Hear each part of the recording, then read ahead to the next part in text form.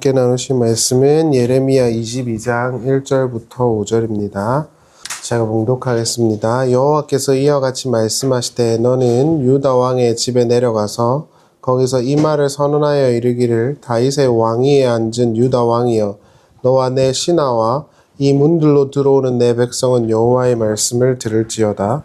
여호와께서 이와 같이 말씀하시되 너희가 정의와 공의를 행하여 탈취당한 자를 압박하는 자의 손에서 건지고 이방인과 고아와 과부를 압제하거나 학대하지 말며 이곳에서 무지한 피를 흘리지 말라. 너희가 참으로 이 말을 준행하면 다윗의 왕위에 앉을 왕들과 신하들과 백성들이 병거와 말을 타고 이 집 문으로 들어오게 되리라. 그러나 너희가 이 말을 듣지 아니하면 내가 나를 두고 맹세하노니 이 집이 황폐하리라. 여호와의 말씀이니라. 아멘. 네, 우리가 지난 시간 예레미야의 호소와 탄원 그리고 찬송에 대해서 함께 나누었습니다. 인간은 하나님을 다 이해할 수 없기 때문에 모든 면에서 하나님께 동의하고 그분께 찬양할 수 있는 건 아니죠. 인간이 자신의 삶에서 일어나는 일을 신앙이라는 틀로 이해하기 때문에 우리가 이해할 수 없는 일들이 일어나면 당연히 하나님께 대한 어떤 원망이나 불평 따위들은 할 수밖에 없는 거죠. 그래서 그런 거 있잖아요. 우리의 삶에 내가 이해할 수 없는 범죄의 것이 일어나면 세상 사람들은 그냥 이렇게 술 한잔 먹고 말겠지만 우리는 왜 이런 일이 일어나게 되었을까라고 하나님께 묻게 되기도 하고 생각하게 되기도 하고 불만을 제기하게 되기도 하는 거죠. 근데 그게 자연스러운 겁니다. 그래서 이렇게 우리가 교회를 다니다 보면 어떻게 네가 그렇게 믿음 없는 행동과 생각을 할 수 있느냐라는 핀잔을 들을 때가 있는데 사실 그럴 수밖에 없는 거예요. 다만 하나님의 백성들은 그 의심 속에서도 하나님께로부터 나오는 답을 얻고 하나님을 찬양하게 되는 것이죠. 그게 예레미야의 이야기였습니다. 오늘은 역사 이야기를 좀 먼저 해야 할 것 같아요. 이게 원래 한국사 공부도 요즘에는 잘 안 하잖아요. 그래서 이제 수능 볼 때도 한국사는 4등급만 맞으면 돼요. 그래서 이제 1등급, 2등급, 3등급, 4등급이 똑같아요. 점수가. 반영 점수가. 그래서 애들이 진짜 한국사를 공부를 하나도 안 합니다. 요즘에 보면. 네, 그래서 제가 간혹 가다가는 너무 심각한데 할 정도로 안 하더라고요. 그래서 100분위가 이제 상위 2%, 3% 되는 애들도 사실 신라가 어디 붙어 있는지도 모르는 애들이 되게 많아요. 한국사를 잘 공부를 안 하죠. 왜냐하면 공부해봐야 도움도 안 된다 이렇게 생각하는 거잖아요. 근데 이제 그렇기 때문에 지금 이제 뭐라 해야 될까요? 왜곡된 현상들이 나타날 수도 있기는 한 건데 이런 시대에 이 이스라엘 역사를 공부한다는 게 좀 어색하기는 하지만 이게 성경을 통해서 우리가 하나님의 뜻을 배우는 거기 때문에 조금 이스라엘 역사를 나누어 보도록 하겠습니다. 먼저 예레미야 시대는요, 요시야라는 왕에서부터 시작을 해요. 근데 이렇게 생각하시면 돼요. 이스라엘 역사에서 가장 훌륭한 탑3 왕 이러면 다윗, 히스기야, 요시야 이렇게 보시면 돼요. 그래서 하나님 보실 때 짱 마음에 들었다. 그럼 3명 다윗, 히스기야, 요시야인데 사실 히스기야도 좀 흠과 티가 있어요. 근데 요시야는 사실 흠이 별로 없어요. 다윗보다 더 괜찮아요. 다윗은 흠과 티가 많잖아요. 이거 약간 사람 새끼야 이런 게 있거든요. 근데 요시야는 그런 게 없어요. 요시야는 제가 생각했을 때는 아주 이상적인 왕입니다. 다만 이 요시야라는 사람이 뭘 했냐 하면은 이스라엘 백성, 이스라엘 땅에 있는 우상들을 다 때려 부십니다. 그리고 여호와의 성전과 율법을 강조하죠. 이때 예레미야가 활동을 하는데 예레미야가 거의 등장하지 않아요. 왜냐하면은 잘 되고 있잖아요. 하나님 뜻 안에서 잘 운영되고 있기 때문에 선지자가 필요가 없어요. 그런데 아이러니컬한 건 요시야가 단명을 합니다. 왜 죽냐 하면 이집트 왕이 바벨론이랑 이제 패권 싸움을 하는데 이 이집트 왕이 이스라엘을 지나가려고 할 때 이 요시야라는 사람이 가갖고 그걸 막으려 그래요. 그때 무깃도에서 전쟁을 하는데 요시야가 죽습니다. 전사를 해요. 근데 하나님께서 그렇게 해석을 하시죠. 그 사건을. 야, 요시야를 사랑해서 죽였어. 이렇게 말해요. 왜냐하면 요시야는 바벨론 그 포로기를 보지 않게 해주신 거예요. 그렇게 해석을 하는 거죠. 근데 이제 요시야가 죽고 난 다음에 이제 우리가 그걸 생각해 봐야 돼요. 자, 요시야가 이집트에 의해서 죽었어요. 근데 이 요시야라는 왕을 이스라엘 백성들이 좋아했을 텐데, 뭐 좋아 안 했어도 자기 나라의 뭐 오늘날 우리 제도로 보면 대통령이 어떤 나라에 의해서 죽었다 그러면은 그 나라를 좋아하겠습니까? 당연히 안 좋아하죠. 근데 요시야는 굉장히 인기가 많았던 왕이란 말이에요. 근데 이집트가 죽여버렸어요. 그러면 어떤 현상이 이스라엘 안에 있었겠어요? 이집트를 굉장히 혐오하는 현상이 아주 팽배해집니다. 원래도 싫어했지만. 그래서 아주 팽배해져요.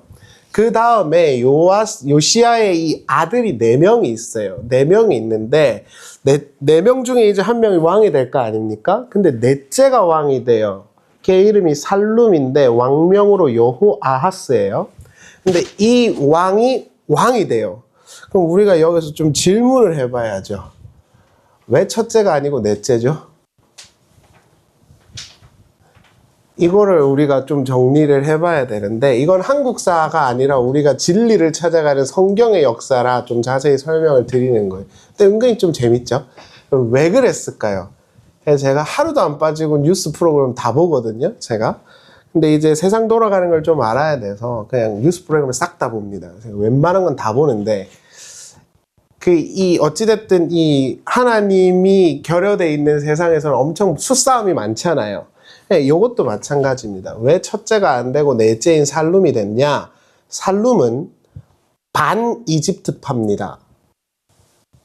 그러니까 쉽게 말하면 백성들의 분위기를 잘 파악을 해갖고 그거를 요즘 말로 하면 이렇게 선거에 딱 내건 거예요. 이집트를 박살내자. 이렇게요. 그러니까 4명 중에 막동이인 살룸이 왕이 된 거예요. 왜냐? 백성들이 원하는 걸 해줬어요. 근데 이게 우리가 잘 생각을 해봐야 되는 게, 성경은 이제 인간 역사와는 다르잖아요.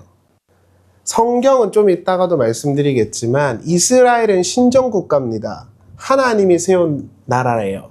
그럼 왕은 누가 세워야 되냐면 기본적으로 하나님이 세웁니다. 그런데 살룸은 백성들이 세워요.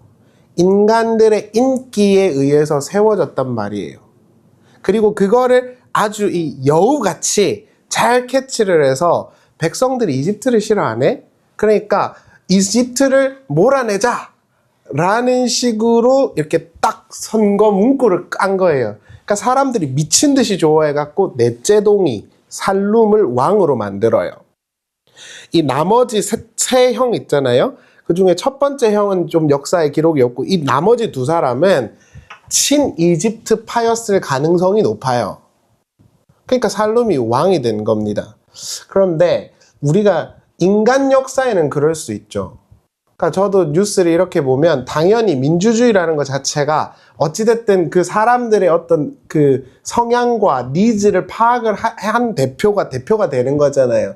근데 중요한 건 이 이스라엘은 민주주의가 아닙니다. 신정국가예요. 그러니까 인간들이 다 서로 힘을 모아갖고 왕으로 추대해도 망해요. 왜냐고요? 하나님이 안 세워서 그래요. 우리가 한국사는 공부 안 해도 이스라엘 역사를 공부하는 이유는 이 때문이에요. 우리에게 통찰력을 주는 건 이겁니다. 이제 오늘 우리가 설교에 제가 주제를 항상 잡고 설교를 준비하거든요. 오늘의 주제는 인간들이 아무리 인기와 박수를 쳐줘도 하나님이 세우지 않으면 단방에 무너진다.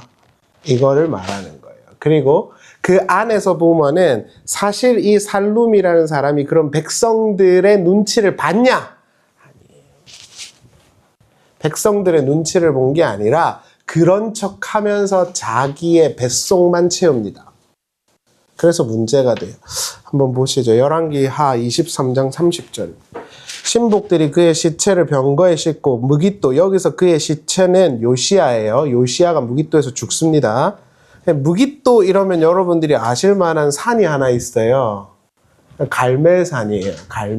갈멜산 근처에서 죽어요. 지금도 이스라엘 여러분들이 이제 시사 프로를 우리 젊은 분들이나 다 보실 수 있으니까 이제 이스라엘의 전쟁의 주요 장비들은 지금도 다 무깃도에 있어요. 아주 중요한 곳입니다. 무깃도에서 예루살렘으로 돌아와 그의 무덤에 장사하니 백성들이 요시야의 아들 여호아하스를 데려다가 그에게 기름을 붓고 그의 아버지를 대신하여 왕으로 삼았더라. 여기서 문제는 뭐냐면 백성들이 세웠다는 거예요. 이건 신정국가에 있을 수 없는 일입니다. 하나님이 선지자를 파송해서 세워야 돼요. 그런데 백성들이 세웠어요. 근데 그 이유는 그 사람이 정치적으로 아주 센시티브 했던 거죠. 그런데 그게 오래 안 갑니다. 그러니까 지금 좀 이따가도 계속 말씀드리겠지만 이 너무 왜곡된 어떤 기독교 단체들은 자꾸 성경의 기준을 갖다가 막 한국에다가 세우고 막 적용하려고 그러거든요. 한국은 이스라엘과 다르잖아요. 한국은 기독교 국가가 아니에요. 이스라엘은 기독교 국가고 이거를 등치시켜갖고 적용하는 건 바보짓이에요. 그러니까 그거는 다른 문제예요. 저는 그런 거에 관심이 없어요. 그러니까 성경이 말하려고 하는 건 우리에게 하나님이 결여되어 있는 인간의 인기와 합의가 얼마나 헛된지를 보여주는 거예요. 조금 더 나아가서 우리에게 이렇게 말하는 거예요. 인간들 박수 치는 거 신경 쓰지 말라고. 근데 저도 신경이 쓰여요. 우린 다 그렇잖아요. 사회적 동물이라. 근데 인간들이 니들한테 박수 쳐주고 어쩌고 저쩌고 우리는 영원한 친구는 이딴 거 믿지 말라고. 너와 영원한 친구는 하나님밖에 없다고. 이걸 먼저 알라고 지금 이걸 우리가 이해하는 거지. 이스라엘은요 이렇게 신정국가여서 한국도 우리가 뭐 하나님의 국가로만 좋은데 한국은 기본적으로 이스라엘과 다릅니다.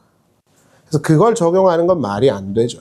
그런데 예레미야가 그 살룸이라는 사람이 3개월 만에 폐위가 되거든요. 이집트 왕의 입장에서 보면 얼마나 빡이 치겠어요. 니네가 나를 싫어한다고? 그래 죽었어 이러고 가가지고 죽여버려요. 그리고 그 형을 세우죠. 그 형은 친이집트파거든요. 그래서 세웁니다. 그래서 3개월 만에 무너져요. 인간의 인기와 합의가 얼마나 짧은지 우리들에게 보여주는 거예요. 그런데 예레미야는 왜 이렇게 멸망했다라고 말을 하는지 우리가 좀 봐야 해요. 보실까요? 예레미야 22장 13절입니다. 이게 이제 그 여호아하스에게 하는 말이에요. 부정한 방법으로 자기 집을 짓고 다락방을 중축하며 인부를 고용하고 임금을 주지 않는 자에게 화가 있을지어다. 그는 내가 넓은 다락이 있는 큰 저택을 짓겠다 하며 큰 창문을 만들고 온 집안을 백향목으로 입혀 거기에 붉은 색을 칠한다. 내가 백향목으로 많은 집을 짓는다 해서 더 좋은 왕이 될 수 있겠느냐? 너의 아버지는 누구요? 요시야예요. 너의 아버지가 마음껏 먹고 마시며 인생을 즐기지 않았느냐? 그가 모든 일을 바르게 공정하고 처리했기 때문에 번영을 누렸다. 이렇게 나옵니다.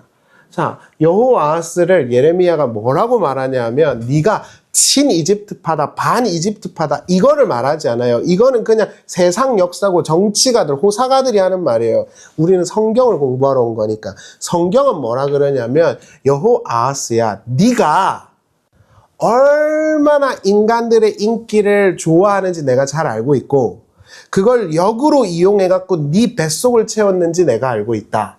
이거는 신정국가가 아니다. 이렇게 결론을 내린 거예요. 여기서 창문을 만들었다 이렇게 나오잖아요. 여기서 나오는 모든 이야기들은 이런 것 같아요. 이집트 왕궁을 따서 만든 거예요. 여러분 제가 얼마 전에 논문을 이제 직업 특성상 논문을 많이 읽는데 황제들이요. 이거는 팁입니다. 이건 다 이제 나중에 알아놓으면 써먹을 때가 있어요. 황제들이 궁궐을 이 창문으로 짓잖아요. 그 이유가 뭔지 아세요? 저희 논문을 아주 재밌게 읽었는데 이렇게 궁전으로 지어 놓잖아요. 교회도 보면 전부 다 이렇게 유리로 이렇게 지어 놓잖아요. 그게 다 신학이 있는 거거든요. 그래서 교회 지나가다 보면 저는 교회는 허름해야 된다고 보는 사람인데 교회를 이렇게 지나가다 보면 전부 다 유리죠. 유리창. 그게 어떤 효과가 있을까요? 시험에 나중에 인문학 시험에 나옵니다. 권력을 높입니다. 그러니까 그 안에 있는 사람들이 밖을 이렇게 깔아보게 만들어 놓은 거예요. 그럼 아래에 있는 사람들은 어떻게 되죠? 위로 쳐다보게 만들어요. authority, 그 권위를 확 올려주는 거예요. 그래서 교회도 유리로 짓는 건 좋지 않아요. 뭐 지을 리가 없겠지만 교회는 딱 나무 판자로 예배만 드리면 돼요. 근데 그런 의미예요. 그래서 교회들도 화려하게 지어놓은 거 보면 다 유리로 해놓잖아요. 그러면 막 장엄하고 그러잖아요. 그렇죠? 하나님은 그런 분이 아니거든요. 근데 황제들이 그렇게 지어놨습니다. 여기서도 지금 보면 창문을 만들었다 그러잖아요. 그런 의도죠. 내가 인기를 얻고 권력을 확고히 하겠다는 거예요. 그러니까 이거를 제가 이게 좀 우려스러운데 정말 지금 우리 이 이스라엘 역사 아닌 다른 정치에 관한 이야기가 전혀 아닙니다. 너네가 인간들끼리 서로 합의하고 서로 그러고 저 사람은 진짜 너를 위한 사람이야 했지만, 그래서 이스라엘 백성들이 그를 세웠지만 보니까 어떻냐 하면은 자기 뱃속만 채우던 왕이더라 이 이야기예요. 근데 사실 세상이 그렇잖아요. 저는 그렇게 이해하고 있어요. 제가 만약에 교회를 안 다니고 그냥 이렇게 학원 일만 하고 있을 때 있잖아요. 교회에 이렇게 본업을 생각 안 하고 그러면 전부 다 자기가 어떻게 하면 이득을 얻을지를 생각하고 관계를 맺잖아요. 조그만한 애들도 그래요. 제가 어떻게 하면 더 비싼 걸 사주는지 알아요. 애들이 많잖아요. 그럼 제가 그냥 안 사줘도 되는데 항상 과자를 사주거든요. 2,000원짜리 이렇게. 근데 혼자 오잖아요. 그럼 메가커피를 사준단 말이에요. 그럼 딱 알아요. 인간은 그렇잖아요. 얘도 마찬가지입니다. 여호와스도 와 우리의 왕이야 이래가지고 추대를 했는데 이렇게 까서 보니까 걔는 백성을 위한 왕이 아니었다 이 말입니다. 하나님이 세우지 않는 관계와 인간 역사는 항상 selfish하죠. 이기적이라고요. 그걸 보여주는 겁니다. 이때 당시에는요, 이집트 왕에게 이스라엘 백성들이 조공을 바치고 있었기 때문에 이렇게 하면 백성들 죽으란 소리였어요. 지금 재정이 엄청 많은 솔로몬 때가 아니잖아요. 완전 이스라엘이 패망하고 있는데 자기 집, 자기 궁궐은 대궐같이 지어다 놓겠다는 거예요. 이게 어떻게 왕입니까? 이스라엘 왕일 순 없죠. 세상 왕은 그럴 수 있어요. 뭐 연산군 이런 거 보잖아요. 그럼 제가 한국사 이런 거를 보면 연산군 이런 거를 보면은 완전히 자기밖에 모르잖아요. 근데 이 성경의 이야기에는 맞지가 않죠. 성경은 우리에게 한 가지를 분명하게 전달하고 있는데 그건 세상의 권력 그리고 그 인기가 헛되다는 거예요. 예레미야는 하나님께 명령을 받아 설교를 했는데 그 설교를 선언한 곳이 남유다의 왕궁이었어요. 그리고 그곳에서 왕들이 사로잡혀가게 될 것이라고 예언을 해요. 여러분 이거는 여담인데요. 선지자들이 주로 어디에 가서 예언을 했는지 아세요? 우리는 좀 멀리 있는 것 같긴 한데 선지자들의 예언이 대부분 다 왕궁으로 향합니다. 일반 백성들에게는 잘 안 해요. 권력자들을 향해 있어요. 권력의 부패함을 말하는 거죠. 그래서 아까 말씀드렸지만 인지해야 하는 게 있는데 이스라엘은 신정국가라는 거예요. 많은 사람들 그리고 왜곡된 어떤 종교, 기독교 집단들은 자꾸 구약에 있었던 제도나 표현을 한국 사회에 그대로 인용하려고 해요. 그러니까 막 이걸 하나님께 갖다 바치겠다 이런 이야기를 하는 건데 그것은 맞지가 않습니다. 왜냐하면 이스라엘은 태어날 때부터 하나님 국가예요. 한국은 아니잖아요. 한국은 날 때부터 우상이 가득했던 나라예요. 근데 어떻게 그걸 그렇게 적용하냐고요. 그러니까 여기서는 우리가 그냥 이스라엘이 그랬던 것처럼 지금 우리의 왕들이나 정치 제도로 등치시킬 문제는 아니라는 거예요. 우리가 신앙적인 관점에서 해석을 해야 되는 거지. 이스라엘 자체가 하나님이 세운 나라였고 신장국가였기 때문에 모든 권력이 하나님께로부터 온다는 걸 인정하고 인지해야 하고요. 우리도 마찬가지입니다. 여러분 우리가 삶을 살아갈 때 우리를 우리되게 하고 우리에게 기쁨을 주는 건 뭐죠? 하나님이 우리와 함께 하시고 우리를 세워주신다는 것에 있어야 돼요. 그런데 인간적인 어떤 것을 추구하고 그것에서 의미를 찾고 그거를 찾아가면 결국 무너집니다. 그건 세상의 논리예요. 하나님의 논리가 아니란 말이죠. 그런데 그들은, 이스라엘은 하나님을 인정하지 않았고 하나님과 무관한 삶을 살았죠. 자신들에게 주어진 권력과 자유를 책임 없이 사용했고 방만하게 운영했습니다. 이것은 남유다가 멸망하게 된 근본적인 원인이에요. 우리에게 주는 인사이트는 이거죠. 하나님을 떠난 인간들끼리의 평화와 즐거움은 영원할 수가 없다. 하나님만이 영원하고 하나님만이 우리의 영원한 주춧돌이 되신다. 뭐 이런 것이죠. 남유다가 하나님의 나라라는 기준에 부합하는가를 보여주는 단어가 정의와 공의예요. 오늘 나오는 건데요. 조금 신학적인 이야기를 해보겠습니다. 많은 자유주의 신학자들이 이 정의와 공의를 굉장히 중요하게 생각을 해요. 왜냐하면 자유주의 신학자들의 목표는 뭐냐 하면은요, 이렇게 생각하시면 돼요. 예수는 영혼의 구원자가 아닙니다. 자유주의 신학이라는 거. 그럼 예수는 뭐냐? 4대 성인쯤 되는 거예요. 폄하하는 게 아니라 쉽게 이야기를 드리면 예수는 도덕적 선생으로 봅니다. 그렇기 때문에 기본적으로 이렇게 자유주의 신학자들은 굉장히 사회운동적이고요. 기독교를 그렇게 봅니다. 저는 동의하지를 않죠. 물론 힘이 없거나 도덕적인 삶을 사는 건 당연한 거죠. 시민으로도 당연한 거고 신자로도 당연한 거예요. 그런데 그건 지향점이 아니라 자연스러운 결과물로 나와야 돼요. 덧붙여 내가 착하게 살고 올바르게 사는 건 신자의 신자됨을 결정하지 않습니다. 다시요. 내가 착하게 사는 건 신자의 신자됨을 결정하지 않아요. 신자의 신자됨을 결정하는 건 오직 하나님입니다. 그리고 그게 지향점이 돼야 돼요. 그런 상황 속에서 빛이신 하나님을 가까이 하다 보니까 그 빛이 우리를 통해서 이렇게 스멀스멀 흘러나올 수가 있죠. 은연중에. 그게 성경이 말하는 가장 이상적인 성화적인 삶입니다. 그들이 흔히 말하는. 내가 의지를 갖고 착하게 살아야지. 가난한 사람들을 도와줘야지. 이게 아니라 하나님이라는 빛이신 분을 향해서 함께 가고 있는데 그 하나님이라는 그 빛이 내 속에 이렇게 품어져 나와서 그게 이렇게 자연스럽게 빠져나가는 거예요. 그래서 나는 몰랐는데 내가 그 하나님의 선함이 이 땅에 흘러가도록 이렇게 되게 만드는 거죠. 그래서 예수님께서 오른손이 하는 일을 왼손이 모르게 하라고 말한 거예요. 의지를 갖고 하면 안 된다는 겁니다. 그리고 그런 사람들은 대부분 자기 어떤 목적이 있어요. 과도하게 그러한 어떤 사회운동을 주창하는 사람들은 대부분은 아니지만 또 다른 목적이 있어요. 그래서 기독교회적으로 보자고 한다면은 빛이신 하나님을 향해서 열심히 가다 보니까 그게 이렇게 나와야 되는 거예요.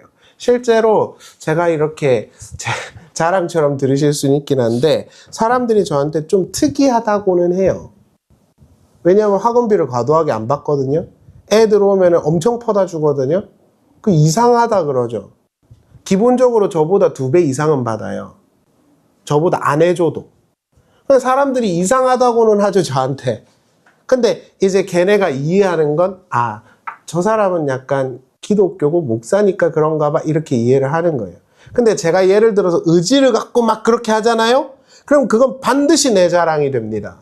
그래서 하나님한테 그러는 거죠. 내가 왜 안 했어? 이렇게 돼요. 예수님께서 그러시잖아요. 왼편에 있는 자들에게 넌 나 가난하고 힘들 때 안 도와줬어. 그러니까 얘네가 뭐라 그래요? 한 번도 안 해준 적이 없다 그러죠. 내가 교회가, 신자가 의지를 갖고 뭘 하면 그건 내 겁니다. 그래서 절대 그러면 안 돼요. 정의와 공의라는 단어도 마찬가지예요. 자유주의 신학자들이나 그런 걸 지향하는 사람들이 사회적인 어떤 운동을 위해서 정의와 공의라는 단어를 이해하고 있는데 그건 성경적인 이해는 아니에요. 성경이 말하는 정의와 공의는 뭐냐 하면 도덕적인 착함이 아닙니다. 성경이 말하는 정의와 공의는 하나님의 하나님 되심을 추구하는 어떤 것을 담고 있는 거예요. 그래서 우리가 좀 요약을 하면 우리를 세워주는 건 하나님이야. 그래서 하나님이라는 분을 늘 인정하고 내가 살아가고 있다. 그럼 그게 정의와 공의를 행하는 겁니다. 그렇게 하는 사람들이 악하게 살 수 없어요. 절대로. 하나님은 사랑이니까 내 마음대로 살아야지. 절대 안 됩니다. 그런데 그런 사람들이 자기도 모르게 착한 일을 막 흘려주거든요. 사람들이 그래서 막 박수를 쳐줘요. 근데 이 사람은 내가 그런 사람인지 몰라. 약간 그런 잘생겼는데 내가 잘생겼는지 몰라. 그런 게 기독교의 선행이어야 하는 거예요. 근데 의지를 갖고 하잖아요, 다. 그런 사람들은 100% 하나님 나라 가서 그럽니다. 하나님 내가 했어요, 이렇게. 그럼 주님이 뭐라 그럴까요? 왼편으로 가라. 너네는 내게 아니다. 이럴 거란 말이죠. 여기서도 정의와 공의라는 단어 자체가 그렇게 이해가 돼야 돼요. 예레미야가 여호아하스한테 가갖고 네가 멸망하는 건 백성들의 인기 때문에 네가 왕이 되긴 했지만 네가 멸망하는 건 정의와 공의가 없었기 때문이다 라고 말해요. 그런데 네 아버지 요시야는 정의와 공의를 행했기 때문에 형통했다 그래요. 자, 그러면 우리는 지금 성경을 통해 하나님에 대한 고백을 하는 거잖아요. 우리가 형통할 수 있다. 좀 이따가 설명드리겠지만 형통할 수 있고 우리가 하나님 앞에 세워질 수 있다. 그 방법은 뭐죠? Not human. 인간이 아니라 but God. 하나님. 하나님이라는 분을 추구하고 하나님이라는 분에게 어떤 목표점을 놓고 걸어가면 우리는 정의와 공의를 행하는 것이고 그런 사람들은 형통합니다. 그러나 인간들을 의지하고 인간들을 찾고 인간들에게 박수 받는 걸 추구하는 사람들은 당장에는 되게 스탠스가 높이 있는 것 같지만 단박에 떨어질 겁니다. 이게 성경이 우리에게 던져주는 기독교 신자들의 어떤 인사이트인 거죠. 너네는 누구를 밟고 그 위에 서 있을 거냐? 너네의 토대가 인간이냐? 아니면 인간들이 알아주든 안 알아주든 하나님이라는 분을 딛고 일어서 있을 거냐? 인간을 딛고 선 여호아하스는 3개월 만에 무너졌다. 하나님을 딛고 일어선 요시야는 형통을 누렸다. 너네는 누구 위에 서 있을 것이냐? 이걸 묻는 거예요. 예레미야 22장 15절을 보시죠.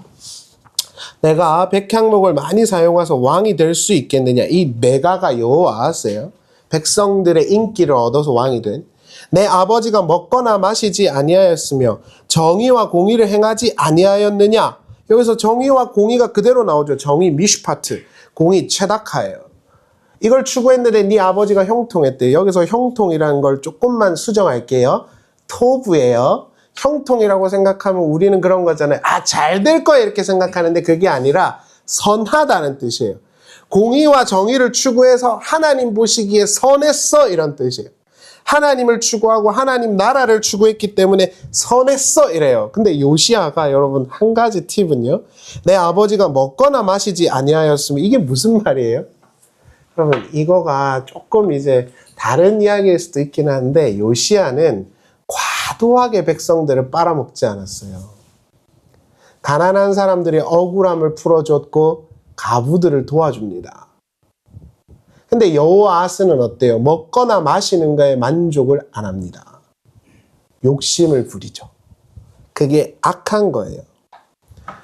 그래서 하나님께서 요시야에게 이렇게 요시야에 대한 내용과 여호아하스에 대한 평가를 달리하신 것이죠.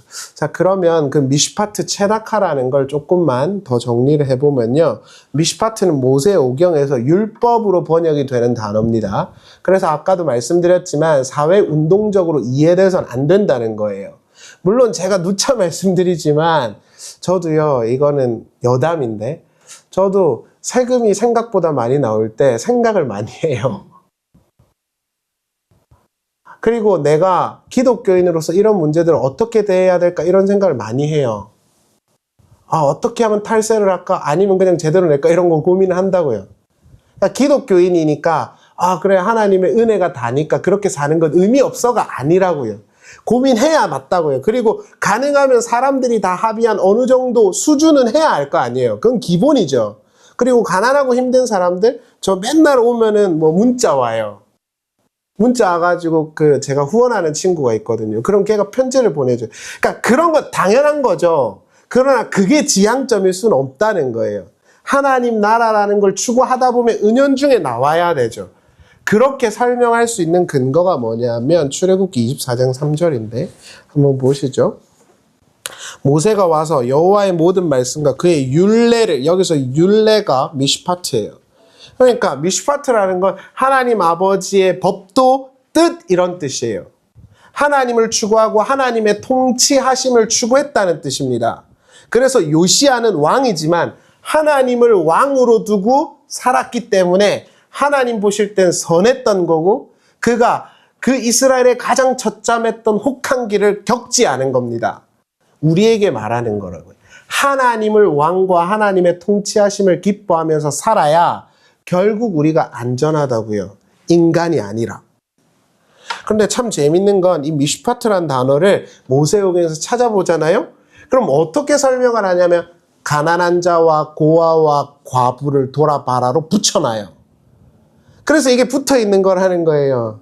그래서 제가 설명을 드리는 겁니다. 이거가 우리가 생각할 때 좀 멀리 있는 개념일 수 있지만 하나님의 통치하심과 하나님의 나라를 추구하는 사람들은 사회적으로도 어느 정도 칭찬받지 아니할 수가 없어요. 근데 교인들이 엄청 욕먹잖아요. 이건 문제가 있는 거죠. 저한테 어떤 분이 저한테 뭐라고 말씀하셨냐면 불자 같다 그랬어요. 사람들이 볼 때 너 그렇고 뭔가 괜찮아 보이면 불자 같은 이미지가 있는 거죠. 이건 교회가 뭔가 잘못됐다는 겁니다. 여호와하스는 하나님 나라와 가치원에 무관하게 백성들의 인기에 민감했고 그들의 취향과 구미에 맞게 정책을 펼쳐서요. 근데 이거를 한국에다 갖다 맡기면 안 된다니까요. 등치시키면 안 돼요. 이게 한국 교회 목사님들이 자꾸 이걸 한국에 갖다 맺혀. 그래서 막 정치인들, 예수도 안 믿는 그냥 선거 때만 되면 교회당 오는 사람들한테 과도하게 막 요구하고 그걸 갖다 붙인단 말이에요. 그거랑 다른 문제예요. 우리가 이걸 이해해야 되는 거죠. 그 사람은 대중적인 인기를 추구하고 정책을 펼쳤는데 뒤로는 대궐 같은 집을 짓고요. 백성들한테 세금으로 고열을 뽑아냈어요. 인간들이 그래요. 성경이 우리에게 말하는 통찰력입니다. 사람들이 니들 막 정말 사랑해 줄 것 같고 진짜 좋아할 것 같고 영혼도 빼줄 것 같지 니네한테 도움 안 되고 자기들한테 이득이 안 되면 버리는 게 인간관계야 이렇게 말하는 거예요. 그럼 항상 우리를 향해서 서 있는 우리를 사랑하는 분은 누구냐? 하나님밖에 없다는 거예요. 그걸 깨달아야 하나님만 믿을 거 아닙니까? 근데 그걸 모르니까 사람들 인기 추구하다가 망한 거예요. 누가요? 여호아하스가. 예레미야 22장 16절을 보시죠. 그는 가난한 자와 궁핍한 자를 변호하고 형통하였나니 여기서 그는 요시야예요. 형통하다는 토브 선하다예요. 이것이 나를 알미 아니냐 이렇게 말하는 거예요. 이제 이해가 되시죠? 나를 아니까 그랬던 거야 이랬던 거예요. 하나님을 믿으니까 그렇게 했던 거야. 이게 우선이에요. 착하게 사세요. 사회적으로 어떻게 하세요 보다 하나님을 알기 때문에 그렇게 하지 않을 수 없었다는 거예요. 이게 신자들의 삶이죠. 하나님만 믿고 의지하는 삶 말입니다. 말씀을 마치겠습니다. 여러분, 사람들에게서 나오는 인기와 그 인기로 인해서 패망한 대표적인 왕이 한 명 있어요. 제가 써놓긴 했는데 보지 마시고 한번 생각해 보시죠. 이스라엘에서 사람들의 인기와 사람들의 명예와 사람들의 그러한 구미를 제일 잘 캐치해가지고 왕이 된 사람. 사울이죠. 사울은요, 잘생기고요. 사람들 볼 때 퍼펙트했습니다. 자, 그럼 사울의 대척점에 있는 건 누구죠? 다윗이죠. 다윗은요, 이렇게 말하면 좀 죄송합니다만, 그분을 천국에서 제가 볼지 모르지만, 죄송합니다만 찐따입니다. 아주 찐따예요. 초찐따예요. 요즘 말로 하면. 사람들이 안 좋아해요. 저게 무슨 왕이야? 이런 게 다윗입니다. 자, 이 둘이 대척점에 있어요. 아시는 이야기를 한번 해보죠. 사울은요, 사람들이 볼 때도 딱 왕의 감입니다. 누가 왕이 내가 왕이 될 상인가 그러잖아요. 이정재가. 왕이 될 상이에요. 사울은. 사람들이 전부 다 박수칩니다. 근데 하나님이 뭐라 그랬냐면 내가 그를 버렸다 그랬어요. 자, 다윗은요, 사람들이 볼 때 아무것도 없어요. 그냥 초찐따예요. 하는 거라고는 양치는 거밖에 없어요, 가갖고. 근데 하나님이 다윗을 보면서 뭐라 그러죠? 내가 세운 왕이다. 이 둘을 딱 대척점에 놓고 하나님이 뭐라 그러냐면, 나 여호와는 외형을 보지 않고 마음을 보느니라 이러잖아요. 결국 우리 신자들에게 하나님이 하려는 요지가 이겁니다. 사람들이 그렇게 좋아하는 거 의미 없어. 하나님이 너를 어떻게 보는가가 중요한 거야. 그걸 생각하고 살아가면 짓불 아무것도 없는 목동이어도 왕이 되는 거고, 그걸 생각 안 하면서 살면 왕의 상이어도 자살하고 죽는 겁니다. 이게 성경의 역사가 우리에게 던지는 거예요. 제가 아주 좋아하는 씬이 하나 있는데 너무 잘 들으시니까 하나만 더 설명을 드릴게요.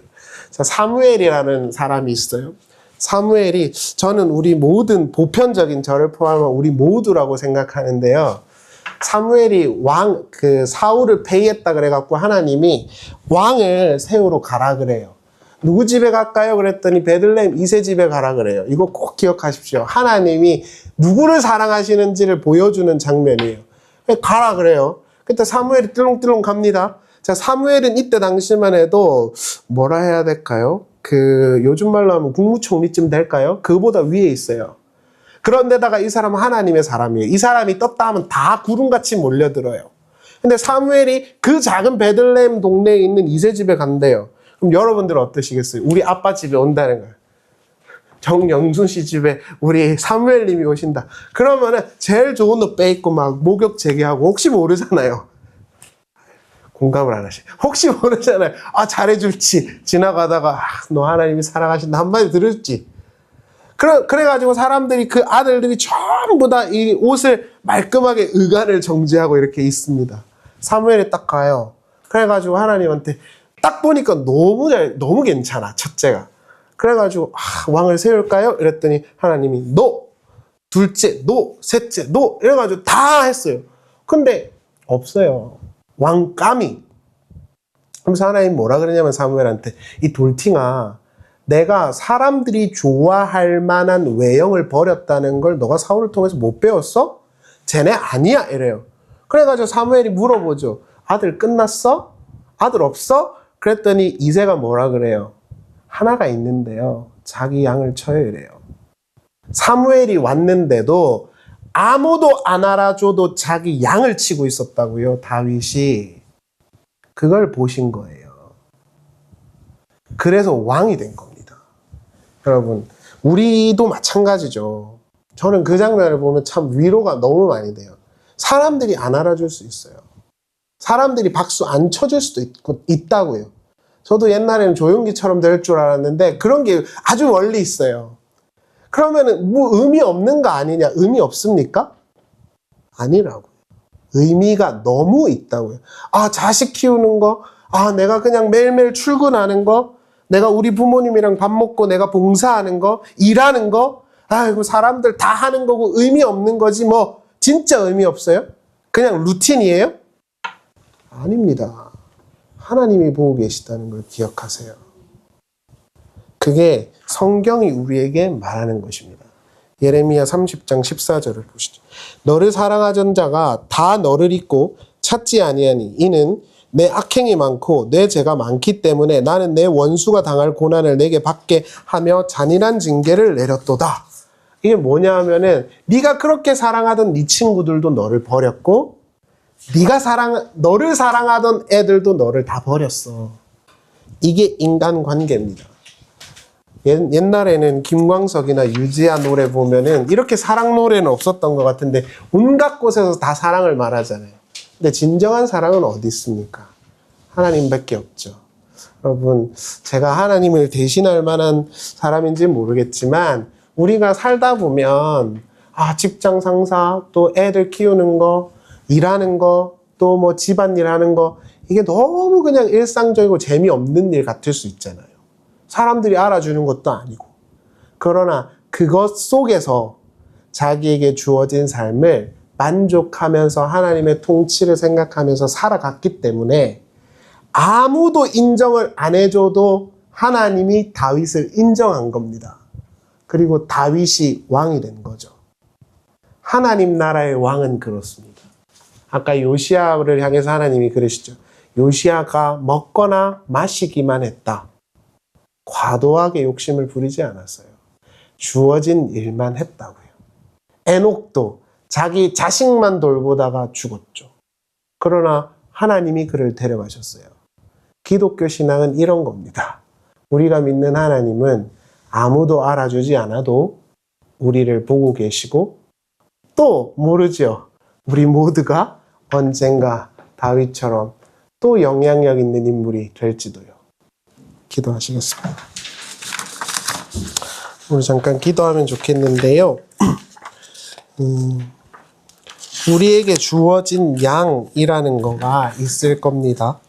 저는 학원 일을 해야 되고 또 알아주든 안 알아주든 설교를 해야 되고 그렇죠. 또 어머님들은 자녀를 돌봐야 되실 것이고 또 청년들은 또 직장 갔다 왔다 해야 될 것이고 어떻게 보면 의미가 없죠. 그냥 반복적인 거잖아요. 그런데 하나님이 우리를 보시고 있다면 그건 의미가 있는 겁니다. 사무엘한테 이새가 대답한 걸 기억하십시오. 다른 아들은 없나요? 왕이 될 상은 없나요? 그는 자기에게 맡겨진 일을 하는 자입니다. 하나님이 오늘 우리에게 맡겨주신 걸 감사함으로 하나님을 인정하면서 하다 보면은 또 우리가 생각지 못한 선한 열매를 맺을 것입니다. 너무 힘들어하지 마시고 그 속에 하나님이 오늘 나를 보고 계시다라고 생각하면서 삶을 살아가게 해달라고 우리 잠깐 기도하면 좋겠습니다. 기도하겠습니다. 하나님, 우리는 어찌 보면 반복적이고 우리가 볼 적에 큰 의미가 없는 삶을 살아가고 있는지도 모르겠습니다. 사람들이 박수를 쳐주는 일들은 대부분 아니고 그냥 대부분의 사람들이 하고 있는 일들을 우리도 하고 있습니다. 그러나 우리가 신앙이라는 관점에서 본다고 한다면 그건 그저 무수히 많은 날들 가운데의 반복이 아닙니다. 하나님이 우리를 보고 계시고 우리와 함께하고 계시다면 그 삶은 소중한 것이고 특별한 것입니다. 우리가 그것을 깨닫게 해주셔서 주신 자리에서 감사하며 살아갈 수 있도록 인도하여 주시옵소서. 사람들의 인기와 사람들의 그 권위라고 하는, 사람들에게서부터 나오는 권위라고 하는 것을 추구했던 사울은 결국 패망하여서 모든 가문이 멸절당했고, 하나님 아무도 알아주지 않는 양들 가운데서 주어진 양들을 돌봤던 다윗은 하나님의 인정하심을 통하여 다윗의 보좌가 흔들리지 않게 될 것이라는 약속을 받았습니다. 우리는 이러한 비교를 통해서 분명히 오늘 아침 한 가지를 깨닫습니다. 인간을 추구하고 인간의 인기와 인간들의 어떤 관계를 추구함이 우리에게 영원할 수 없다는 것입니다. 하나님과 함께하는 우리의 삶이 영원한 것이고 가치 있는 것임을 우리가 깨닫게 해주셔서 사람들이 박수를 치든 아니 치든 하나님 한 분만 바라보며 주어진 삶을 잘 살게 하여 주시옵소서.